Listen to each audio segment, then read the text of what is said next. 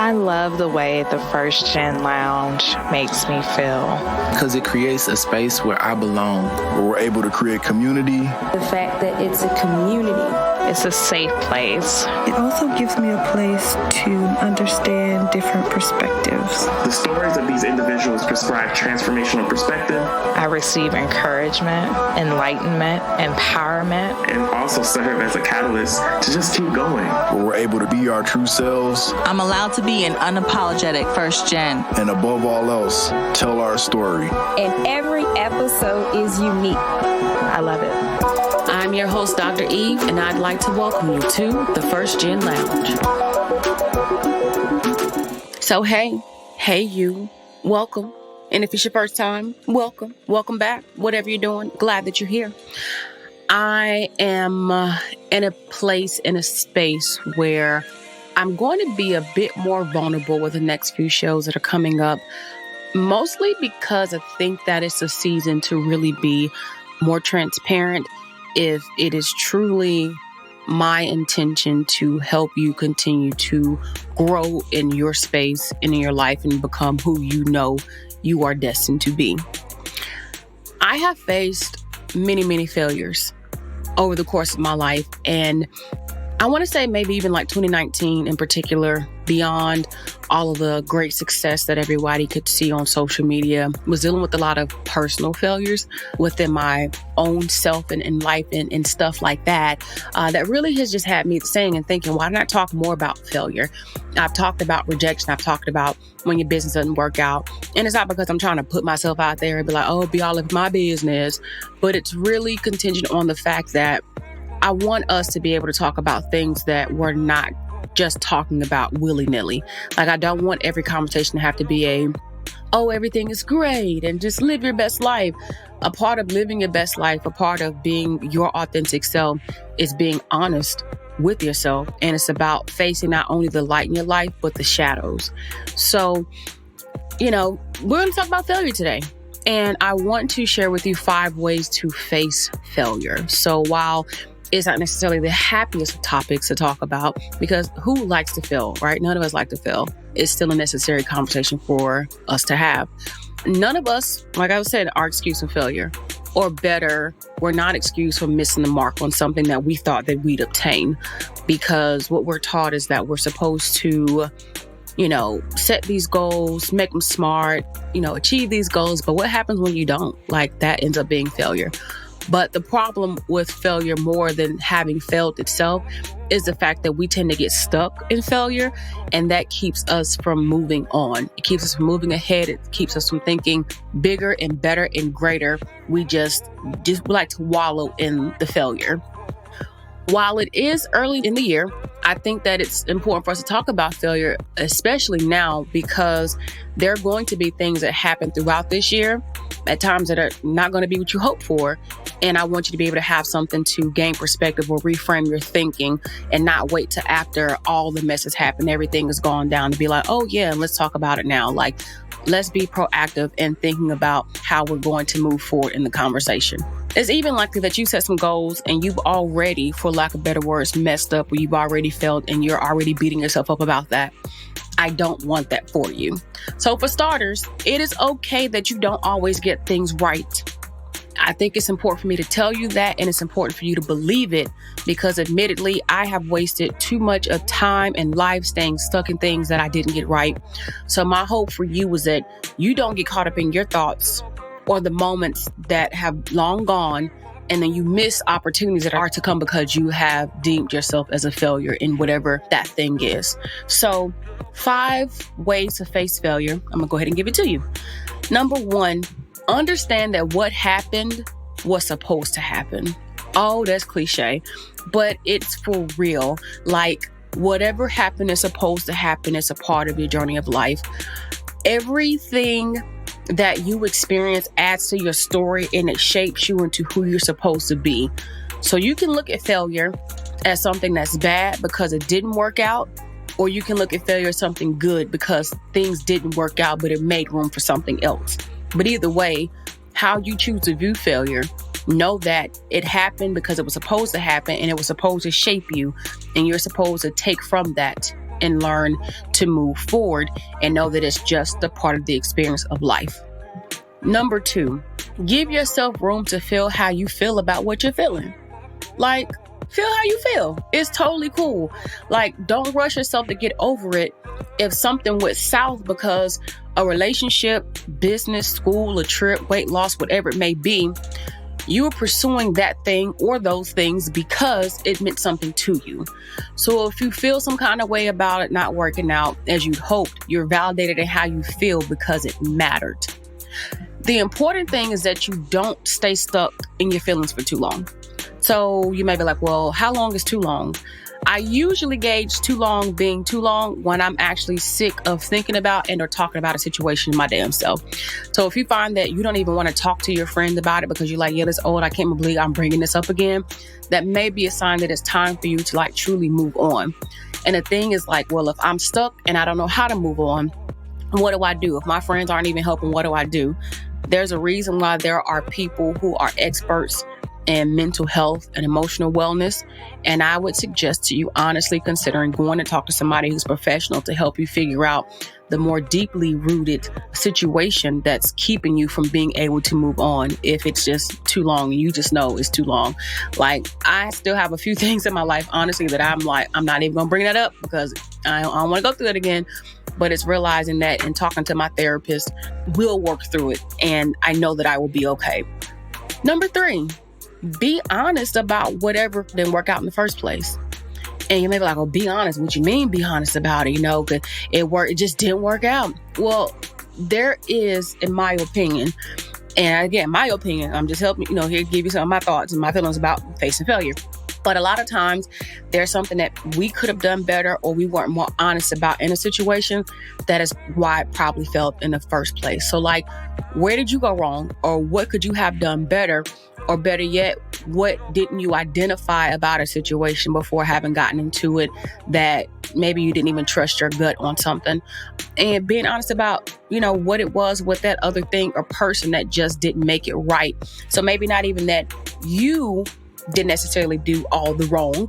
Not you saying that you're the blame, but looking at situations that you may be in and being honest or just period about this thing did not work out because, and not having to glamorize things as we sometimes do and only thinking that they were only supposed to work out. So like, if weight loss is the issue, were you really sticking to your weight loss plan? Did you really have a plan in the first place? And did you even really try to work out? If it is a relationship, were you really trying to communicate with your partner? Or better, did you not pay attention to some of the signs early on in the relationship or the situationship, whatever it may have been? Or did you not pay attention to some of the interactions or things that they were doing that let you know that it wasn't right? Or did you not listen to your mom or dad and it was like, no, they're not good for you? Now, granted, I understand that we don't listen to people at times when they be like, that person's not good for you because we want to do our own thing.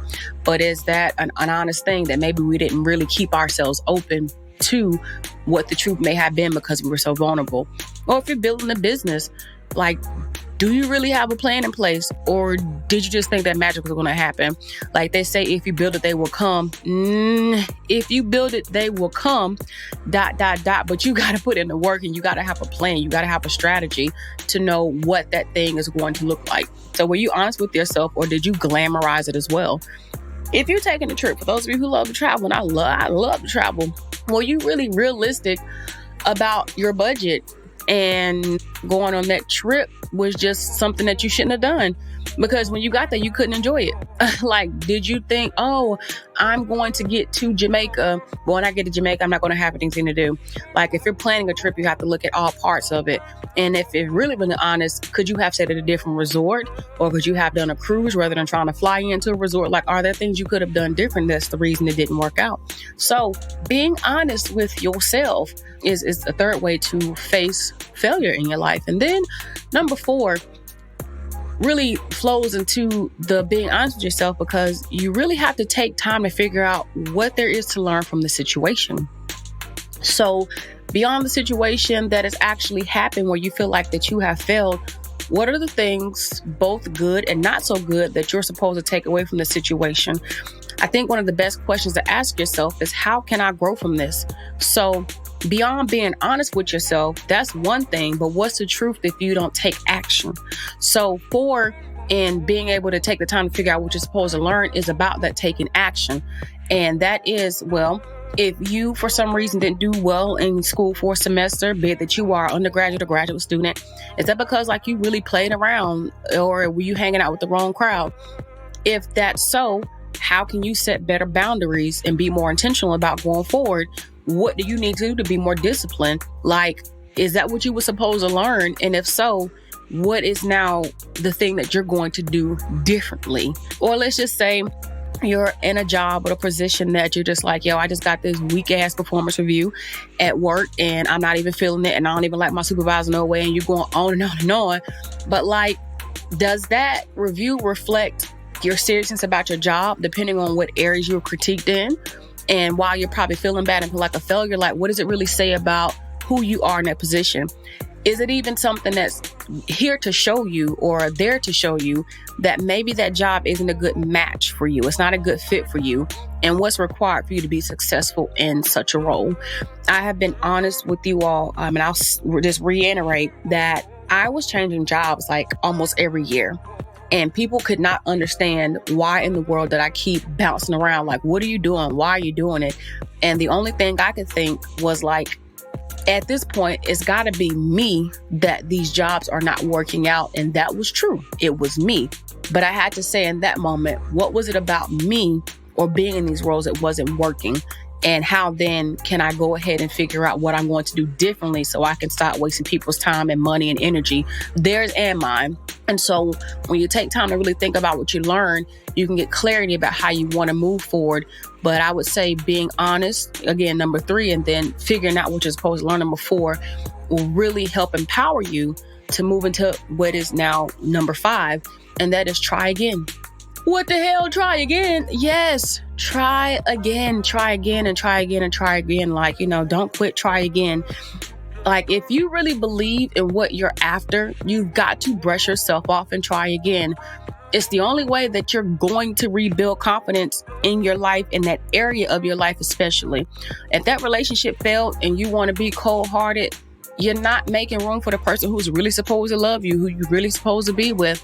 Had I let every failed situationship that I had before meeting my husband stand in the way, I wouldn't be married and I wouldn't know what real love feels like. So I had to risk being hurt again in order for me to understand that true love was really there.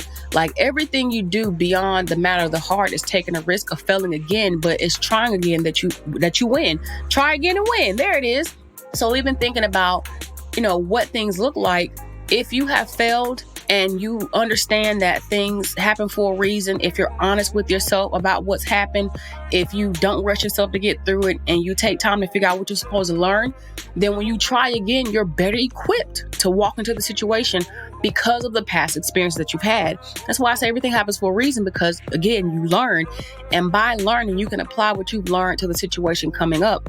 And in being honest with yourself, again, if it's a relationship, was it you that really had the communication issue? Were you the one really not trying to be open?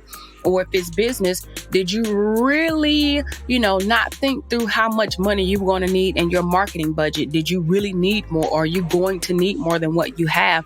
Did you get in over your head? Or did you think that you were going to step onto the scene being brand of the year when you really needed to build your team out first?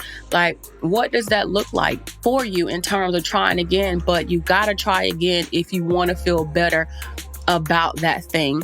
People talk about Michael Jordan, how many times he didn't do well in basketball, or J.K. Rowling, who had so many objections with her book, with Harry Potter, or thinking about, who made the light bulb? I'm having a blank moment right now, but how many times did he try to invent that light bulb and just failed again? But again, he tried again. So every person who believed in what they were doing, they tried. And the outcome is that in the end, they ended up winning. So again, 5 ways for you to face failure, because I don't want you to be stuck in your life thinking that you can't do more or have more or be more because of the few things that haven't worked out. When it doesn't work out, it's just giving you the way that it's not going to work so you can find the ways that things will work.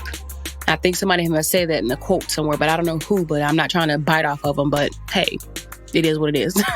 So 5 ways to face failure. 1, understand that what happened was supposed to happen. 2, give yourself room to feel how you feel about what you're feeling. 3, be honest about why it didn't work out in the first place. 4, always take time to figure out what there is to learn because of the situation. And 5, try again. So as you're moving through this year and you find yourself disappointed sometimes when things just haven't worked out, remember that you've got this and everything will work itself out for you. I want to thank you for spending time with me on today. Know that I appreciate you being in this space where we are thriving and striving and grinding and hustling and all that. But on that note, don't forget to check out the show's description so that you can access the session notes where you can, get links to join the First Gen Lounge family, or even get your free download of 27 Moments of Reflection. If you are a college student, that would be great for you. But again, if this was really good session to you, then I would really love for you to take and share with a friend or 2. Let them know we out here and we having real talk in the First Gen Lounge. But until the next time, I want you to be good to yourself. I want you to know that I love you, I adore you, and that you matter. And more than anything, keep pressing forward in all that you do. Peace.